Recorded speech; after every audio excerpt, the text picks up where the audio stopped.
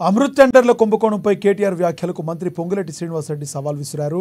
CM Revanth Reddy 8,888 కోట్ల రూపాయల అమృత్ టెండర్ల కుంభకోణానికి పాల్పడ్డారంటూ కేటీఆర్ చేసిన వ్యాఖ్యలపై పరువు నష్టం దావా వేసి చట్టపరంగా చర్యలు తీసుకుంటామని తెలిపారు. ఈ ప్రభుత్వం కేవలం 3,516 కోట్ల పనులకే టెండర్లు పిలిస్తే 8,888 కోట్ల అవినీతి ఎక్కడి నుంచి వచ్చిందన్నారు. 8,888 కోట్ల టెండర్లు ఎవరు దక్కించుకున్నారో కేటీఆర్ చెప్పాలని వారు డిమాండ్ చేశారు. పిల్లి శాపనార్థాలకు ఉట్టి తెగబడితే కింద పడిన నెయ్యి తిందామని వారు ఎదురు చూస్తున్నారని ధ్వజమెత్తారు. పెట్టేదేంటి 8,888 కోట్ల ఇంకెక్కడిది?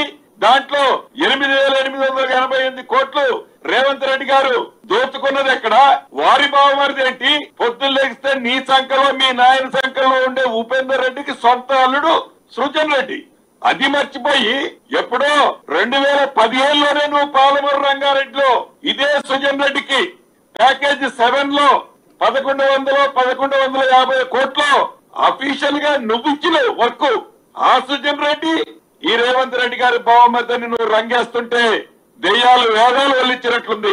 అంటే నోటికి ఏ పదం వస్తే ఆ పదం, నోటికి ఏ అంకె వస్తే ఆ అంకె, ఎవరి మీద పడితే అది మాట్లాడితే ఆ మాటకి ఒక వ్యాలిడిటీ వస్తుందని ఏదైతే తాపత్రయపడుతున్నారో అసలు దానికి స్పందించక్కర్లా. మేము నిజంగా చిత్తశుద్ధి ఉంటే, నిజంగా ఈ రాష్ట్రానికి మంచి చేయాలి, ఈ ప్రభుత్వాన్ని ప్రశ్నించాలి, మేము ప్రశ్నించే ప్రతి దాంట్లో నిజం ఉంది అని నిజమైతే ఛాలెంజ్ చేస్తున్న కేటీఆర్ గారికి మీ ద్వారా ఈ 8,888 కోట్ల ఈసీబీ వాల్యూ, టెండర్ పిలిచిన వాల్యూ కానీ కనీసం ట్యాక్సులతో కలిపైనా అంత విలువ ఉంటే ప్రూవ్ చేసిన గంట లోపే మంత్రిగా నేను ఛాలెంజ్ రాజీనామా చేస్తా.